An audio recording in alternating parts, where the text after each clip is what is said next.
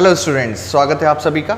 देखिए, application of Gauss theorem हम लोग कर रहे थे और इसमें हम लोग आज लास्ट एप्लीकेशन पर आए हैं, दैट इज़ एक इनफाइनाइट प्लेन शीट का इलेक्ट्रिक फील्ड किसी पोजीशन पर। देखिए, यहाँ पर प्लेन शीट में अगर बोलूँ तो वो कोई भी शेप हो सकता है, वो सर्कुलर भी हो सकता है, वो रेक्टेंगुलर भी हो सकता है, वो स्क्वायर शेप भी हो सकता है, ठीक है, और एक रफ शीट भी हो सकती है, कोई शेप, ठीक है, कोई भी शेप। तो ये चीज़ याद रखिएगा। और दूसरी चीज़ ये, एरिया से फ़र्क नहीं पड़ेगा। और दूसरी चीज़ ये कि यहाँ पर इनफाइनाइट का मतलब ये नहीं कि शीट बहुत बड़ी है, ऐसा कुछ नहीं है। एक्चुअल में हम लोग कोई भी शीट लेंगे तो उसके बहुत पास वाले पॉइंट पर इलेक्ट्रिक फील्ड फाइंड करेंगे, ठीक है ना। तो ये जो डिस्टेंस होगी उसके डायमेंशन से बहुत छोटी होगी, तो हम लोग इसको इनफाइनाइट एज ए ट्रीट कर सकते हैं, ठीक है। चलिए अब मैं स्टार्ट करता हूँ डेरिवेशन।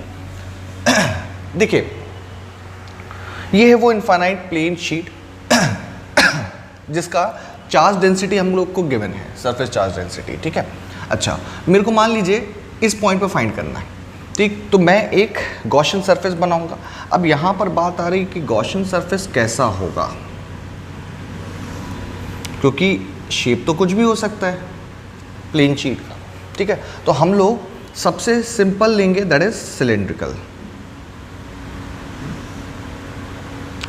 और एक बात याद रखिएगा, इस प्लेन शीट पर जो चार्ज होगा उसकी वजह से इलेक्ट्रिक फील्ड इधर भी होगी, चार्ज इधर होगा तो इलेक्ट्रिक फील्ड इधर भी होगी, दोनों तरफ होगी इलेक्ट्रिक फील्ड, ठीक है। इसलिए हम लोगों ने सिलेंडर जो बनाया वो दोनों तरफ बनाया। क्यों ले रहे हैं सिलेंड्रिकल, तो उसमें आपको ज़्यादा हेक्टिक होने की ज़रूरत नहीं है, टेंशन मत लेना। मैं बोल रहा हूँ लास्ट में जो फॉर्मूला मिलेगा वो एरिया इंडिपेंडेंट होगा, सो टेंशन मत लीजिएगा, ठीक है। चलिए, सो देखिए भाई, अब इस सिलेंडर में तीन सरफेस होंगे, एक ये वाला, एक ये कर्व सरफेस और एक ये वाला, ठीक है, क्योंकि इलेक्ट्रिक फील्ड यहाँ से भी निकल रही होगी और यहाँ से भी निकल रही होगी। और सीधी बात यार, प्लेन शीट है, इलेक्ट्रिक फील्ड हमेशा नॉर्मली निकलेगी, ठीक है, सरफेस के परपेंडिकुलरली, ठीक है। सो वही चीज़ है। अब यहाँ पर एक एलिमेंट लेना है मेरे को, ठीक है, इसका ds वेक्टर, इसको मैंने ds1 कहा। एक एलिमेंट में यहाँ लूँगा, इसको ds2 कहा, ठीक है। और एक एलिमेंट मैंने इस तरफ लिया, ds3, ठीक। तो टोटल फ्लक्स क्या होगा इस गॉसियन सरफेस से? गॉसियन सरफेस हमारा सिलेंड्रिकल है, ठीक है। सो टोटल फ्लक्स क्या होगा, दैट इज φ1, φ2, φ3, ठीक। अच्छा, φ1 यानी कर्व सरफेस से निकलने वाला फ्लक्स, φ2 दैट इज इस वाले रीजन से निकलने वाला फ्लक्स, और φ3 यानी इस वाले एरिया से निकलने वाला फ्लक्स, ठीक। तो चलिए φ1, φ2, φ3 की वैल्यू पुट कर देते हैं। तो ये हो जाएगा आपका E ds1, ठीक है। भाई दोनों जगह सेम डिस्टेंस है, यहाँ से भी x डिस्टेंस है मान लीजिए, और यहाँ से भी आपका x ही डिस्टेंस है, ठीक है। तो इलेक्ट्रिक फील्ड आपकी दोनों जगह सेम पॉइंट है, डिस्टेंस है, तो इलेक्ट्रिक फील्ड सेम रहेगी, ठीक। प्लस E ds2, ठीक है। यहाँ पर मैं ये वेक्टर फॉर्म लिख रहा हूँ, ये वेक्टर फॉर्म है, डॉट प्रोडक्ट, और E ds3, ठीक। डॉट प्रोडक्ट हटेगा, कॉस आएगा, सो E ds1 cos theta. Theta किसके बीच का एंगल, इलेक्ट्रिक फील्ड और ds1 वेक्टर के। तो इलेक्ट्रिक फील्ड भाई ऐसे निकल रही है, ठीक है, इलेक्ट्रिक फील्ड ऐसे निकल रही है, इसका नॉर्मल ऐसे होगा, कहीं पे भी बना लो, नॉर्मल के बीच में और इलेक्ट्रिक फील्ड के बीच में एंगल कितना आएगा, 90 डिग्री। कर्व सरफेस पर कहीं पे भी एलिमेंट बना लीजिए, ठीक है। सो थीटा आपका क्या आएगा, 90 डिग्री। तो वही चीज़ है, यहाँ पे मैं ds1 का थीटा 90 डिग्री रख दे रहा हूँ, ठीक। अब ds2 के साथ इलेक्ट्रिक फील्ड का एंगल कॉस।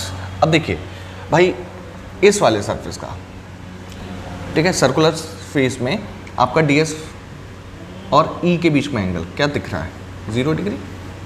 ऐसे यहाँ पे भी आपका क्या रहेगा भाई, इलेक्ट्रिक फील्ड और ds थीटा 0 डिग्री, ठीक। तो पुट कर दे रहे चुपचाप से, cos 0 ये हो जाएगा 2 के साथ, प्लस E ds3 cos 0, ठीक है। सो cos 90 ये आपको 0 बना देगा, ये 1 है, ये 1 है, ठीक है। सो ये हो जाएगा आपका क्या, E ds2 प्लस ई ds3।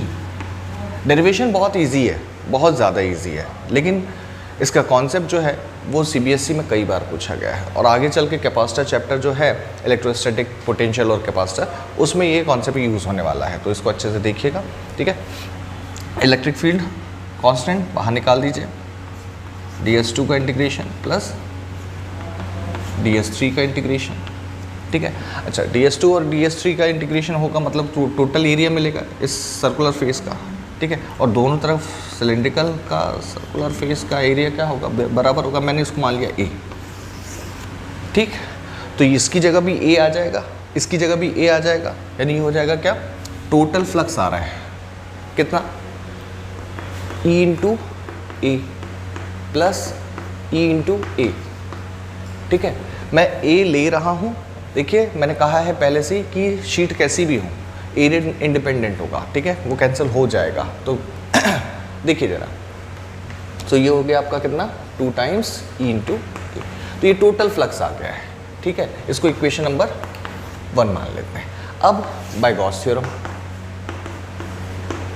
सब में प्रोसीजर यही रहा, जितनी भी एप्लीकेशन हमने की हैं सब में प्रोसीजर यही रहा है। ठीक है, सो टेंशन नहीं लेना है।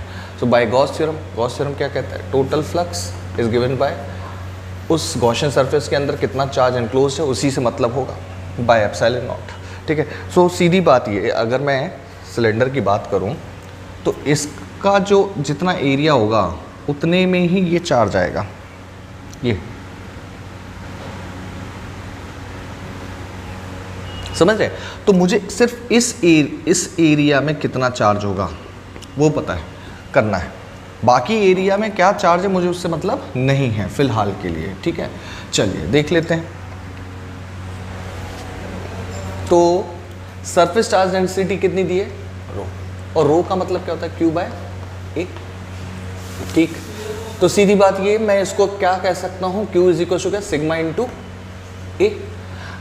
ठीक, मुझे किस एरिया, इतने एरिया से मतलब था, तो उतना ही एरिया तो ये भी होगा, तो ऑब्वियस बात है ए, इसका एरिया मैंने ए माना है तो इसका एरिया भी ए होगा, और ए एरिया में कितना चार्ज होगा वही हमारा क्या होगा, क्यू एनक्लोज्ड, यानी इसकी वैल्यू मिल चुकी है हम लोगों को, that is sigma into A by epsilon nought. ठीक है, तो ये आपका क्या बता रहा है, गॉसियन सरफेस से निकलने वाला फ्लक्स, ये भी वही बता रहा है, दोनों इक्वेशन एक ही चीज़ बता रहे हैं। चलो दोनों को इक्वेट कर देते हैं। ठीक है, तो ये हो जाएगा 2 टाइम्स ई इंटू ए बाय, सॉरी बाय कहाँ से, इज इक्वल टू क्या, sigma into A by epsilon not. देखिए ए कैंसिल हो गया, बात समझ रहे हैं। तो यहाँ पर इलेक्ट्रिक फील्ड आ रही है, that is sigma by 2 epsilon not. So this is the electric field due to a plane sheet. मैंने कहा था एरिया इंडिपेंडेंट होगा। ठीक है, तो खासियत यही है, कोई भी प्लेन शीट होगी उसकी इलेक्ट्रिक फील्ड यही लेना है आपको। ठीक है, अच्छा दूसरी चीज़ क्या इंपॉर्टेंट है इसमें, देख रहे हैं इंडिपेंडेंट ऑफ आर भी आ रहा है, तो पहली बार ऐसा मिल रहा है आप लोगों को कि electric field independent of position है। ठीक है, कहीं पे भी पॉइंट होगा, किसी भी पॉइंट की बात कर लोगे, इलेक्ट्रिक फील्ड क्या रहेगी, सेम रहेगी। ठीक है, दैट मीन्स, और यूनिफॉर्म इलेक्ट्रिक फील्ड, इसको हम लोग क्या कहते थे, इंडिपेंडेंट ऑफ आर, यानी यूनिफॉर्म इलेक्ट्रिक फील्ड। तो यूनिफॉर्म इलेक्ट्रिक फील्ड मिलती है,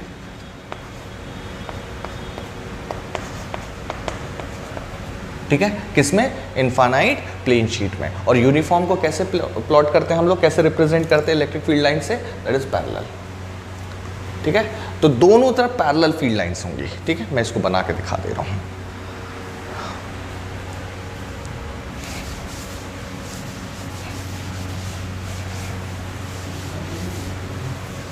यानी एक प्लेन शीट हो सामने आपके रखे हैं। ठीक है, और इस पर अगर चार्ज डेंसिटी ऐसी है सिग्मा, ठीक, तो इलेक्ट्रिक फील्ड लाइंस यूनिफॉर्म दोनों तरफ, पॉजिटिव सिग्मा दिया है इसलिए मैं इलेक्ट्रिक फील्ड बाहर की तरफ बना रहा हूँ। ठीक है, और किसी भी पॉइंट की इंटेंसिटी यानी यहाँ यहाँ यहाँ कितना होगा, that is sigma by 2 epsilon nought. ठीक है, अच्छा अब इस पर एक क्वेश्चन बनता है।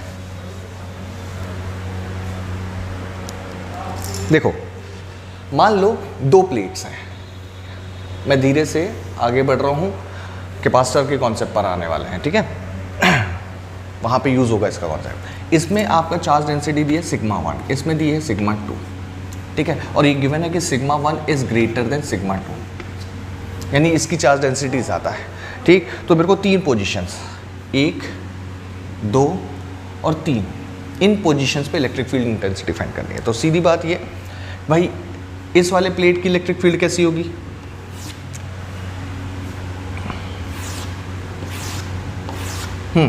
इस वाले प्लेट की इलेक्ट्रिक फील्ड इस पॉइंट पर कैसी होगी, पॉजिटिवली है चार्ज बाहर, ठीक है। सो ये E1 हो गया। ऐसे ही इस वाले का, ये भी पॉजिटिव है, इसकी भी इलेक्ट्रिक फील्ड बाहर, E2 हो गया, ठीक। दो पैरेलल लाइंस यानी दो वेक्टर्स पैरेलल हों तो electric field, net electric field इस पॉइंट पर क्या होगा, इसको फर्स्ट पोजीशन मान लो, तो ये हो जाएगा E1 is equal to that is sigma 1 by 2 epsilon naught plus sigma 2 by 2 epsilon not. So that is equal to कितना, sigma 1 plus sigma 2 by 2 epsilon naught. ये आपकी इलेक्ट्रिक फील्ड आ जाएगी कहाँ पर, फर्स्ट पोजीशन में। बात समझ में आई, ठीक है। चलिए ऐसे ही अगर मैं इस पॉइंट की बात करूं तो भाई पॉजिटिव चार्ज बाहर, पॉजिटिव चार्ज इलेक्ट्रिक फील्ड बाहर, ठीक। तो यहाँ पर भी आपके E, इसको मैं थर्ड पॉइंट अगर बोलूँ, कितनी आएगी, दैट इज उतनी, that is sigma 1 plus sigma 2 by 2 epsilon nought. चलिए बीच की बात करते हैं यहाँ पर, ठीक है। ये सेकंड पोजीशन मान लेते हैं, ठीक है। सो यहाँ पर आपकी इलेक्ट्रिक फील्ड भाई पॉजिटिव चार्ज बाहर, ये हो गया E1, ठीक है। पॉजिटिव चार्ज इससे बाहर अपोजिट, ये हो गया E2।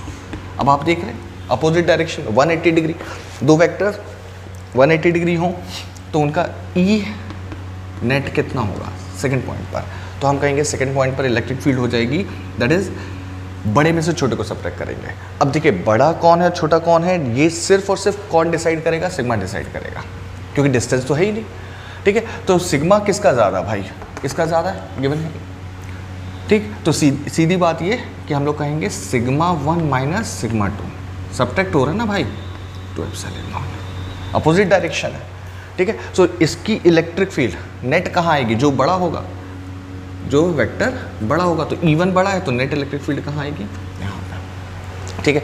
इस पॉइंट पर नेट इलेक्ट्रिक फील्ड कहाँ आएगी, यहाँ पे, और इस पॉइंट पर नेट इलेक्ट्रिक फील्ड कहाँ आएगी, यहाँ पे, ठीक है। सो अगर इलेक्ट्रिक फील्ड लाइंस पैटर्न बनाना हो, अगर आता है question, electric field lines pattern बनाइए, ड्रॉ करिए, सिग्मा 1 प्लस सिग्मा 1 और सिग्मा 2 गिवन है, सिग्मा 1 आपका बड़ा है सिग्मा 2 से, ठीक है। तो इलेक्ट्रिक फील्ड लाइंस पैटर्न क्या होगा, वो ये नेट वाला बना दीजिएगा, ठीक है। यहाँ पर बाहर, यहाँ पर बाहर, जितनी फील्ड लाइंस यहाँ बनाएंगे उतनी बनाइएगा और पैरेलल बनाइएगा, ठीक है। और अंदर कैसी, अंदर यहाँ से यहाँ की तरफ, लेकिन ध्यान दीजिएगा माइनस है यानी E2 कम रहेगा, ठीक है। तो नंबर ऑफ फील्ड लाइंस कम बनाइएगा, ये क्लियर हुआ, ठीक है। अगर यही एक स्पेशल केस आ जाता, मान लीजिए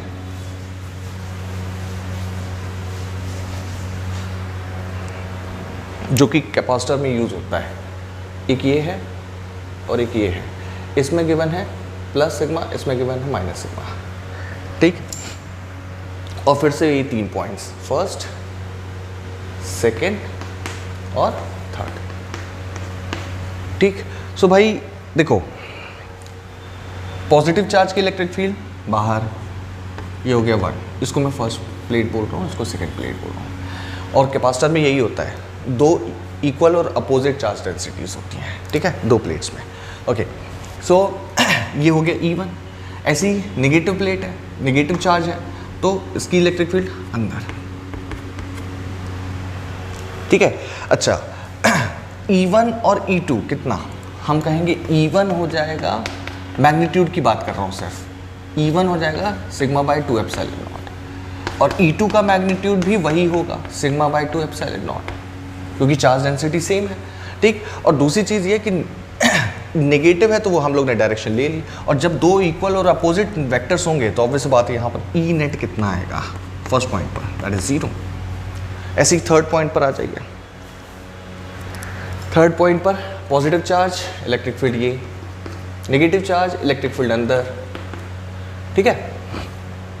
दोनों मैग्नीट्यूड सेम है, अपोजिट डायरेक्शन है, तो यहाँ पर भी आपका इलेक्ट्रिक फील्ड यानी बाहर इलेक्ट्रिक फील्ड नहीं रहेगी, प्लेट्स के बाहर इलेक्ट्रिक फील्ड नहीं रहेगी। कैपेसिटर में यही कहानी होती है इंपॉर्टेंट, ठीक है, कि कैपेसिटर्स के बाहर इलेक्ट्रिक फील्ड नहीं होती। तो अंदर देख लेते एक बार, अंदर में क्या। सो भाई पॉजिटिव E1, नेगेटिव उसी की तरफ E2, ठीक है, और दोनों वेक्टर सेम डायरेक्शन मतलब ऐड होंगे, तो सेकंड पॉइंट पर इलेक्ट्रिक फील्ड क्या आ जाएगी, that is 2 times of E। E मैंने दोनों का मैग्नीट्यूड सेम है उसको माना, और E कितना पुट कर दीजिए 2 times sigma by 2 epsilon not, यानी ये आ जाएगा इलेक्ट्रिक फील्ड बीच में कैपेसिटर के अंदर, that is sigma by epsilon naught. ये यूज़ होता है फॉर्मूला, ठीक है। तो ये कैपेसिटर में electric field of capacitor sigma by 2 epsilon not होते हैं, ये यूज़ होता है फॉर्मूला, ठीक है। अच्छा, इलेक्ट्रिक फील्ड पैटर्न्स अगर बनाना हो लाइंस का, ये पॉजिटिव ये नेगेटिव, तो हमें कैसे बनाना है, सिर्फ अंदर, यानी इलेक्ट्रिक फील्ड लाइंस ऐसी रहेंगी। बात समझ में आई। और एक चीज़ और भाई देखो, अगर मान लो बोल दिया कि यहाँ एक प्रोटॉन रखा है, यहाँ एक प्रोटॉन रखा है और यहाँ एक प्रोटॉन रखा है, ठीक है, कहाँ एक्सलेरेशन ज़्यादा होगा। मान लो ये A1 है एक्सलेरेशन, A2 है और A3 है, तो हम लोग जानते हैं यार फोर्स कितना होता है, Q इंटू E होता है। भाई मैं प्रोटॉन रख रहा हूँ, प्रोटॉन को तो पॉइंट चार्ज मान सकता हूँ, और E किसकी इलेक्ट्रिक फील्ड होगी, इस अरेंजमेंट की होगी, ठीक है। और इलेक्ट्रिक फील्ड यहाँ पर और यहाँ पर ज़्यादा है, बराबर है, कितनी थी, sigma 1 plus sigma 2 by 2 epsilon nought. यहाँ पर भी sigma 1 plus sigma 2 by 2 epsilon nought, ठीक है। और यहाँ कितनी आई थी, sigma 1 minus sigma 2 by 2 epsilon nought, ठीक है। सो सीधी बात ये कि इलेक्ट्रिक फील्ड अगर ज़्यादा होगी तो फोर्स भी ज़्यादा होगा, और फोर्स अगर ज़्यादा होगा यानी इलेक्ट्रिक फील्ड अगर ज़्यादा होगी तो फोर्स ज़्यादा होगा, फोर्स ज़्यादा होगा तो एक्सेलरेशन भी ज़्यादा होगा। तो कहाँ पर एक्सेलरेशन ज़्यादा होगा, तो हम कहेंगे A1 और A3 ज़्यादा होंगे, ठीक है। A1 और A3 ज़्यादा होंगे, बराबर होंगे, ठीक है, आपस में, क्योंकि इलेक्ट्रिक फील्ड भी सेम है तो फोर्स भी सेम लगेगा, एक्सेलरेशन भी सेम आएगा, और ये दोनों किससे ज़्यादा होंगे, A2 से ज़्यादा होंगे। तो इस तरीके के अगर कोई क्वेश्चन आता है तो आप कर लीजिएगा, ठीक है। सो अगर पूछ लिया कि भाई कितना फोर्स लगेगा, मान लो यहाँ पर अगर कैपेसिटर के बीच में प्रोटॉन रखा होता, यहाँ पे, ठीक है, प्रोटॉन पे चार्ज E है, ठीक, बोला यहाँ पर कितना फोर्स लगे, तो हम लोग जानते हैं फोर्स इज इक्वल टू क्या, Q इंटू E होता है, और E कितना है अंदर, सिग्मा बाय एप्सिलॉन नॉट, ठीक है, और प्रोटॉन का चार्ज E, तो ये हो जाएगा सिग्मा बाय एप्सिलॉन नॉट, तो ये आ जाएगा फोर्स, ठीक है। एक्सेलरेशन पूछ ले तो मास से डिवाइड कर दीजिएगा, ठीक है। सो ये है आपका इनफाइनाइट प्लेन शीट का इलेक्ट्रिक फील्ड स्ट्रेंथ निकालने का तरीका, ठीक है। सो यहाँ पर हमारा एप्लीकेशन ऑफ गॉस थ्योरम ख़त्म होता है। इसके बाद हम लोग सीधे इलेक्ट्रिक पोटेंशियल और कैपेसिटर पर आ रहे हैं। ध्यान रखिएगा अपना, ठीक है। God bless you, thank you.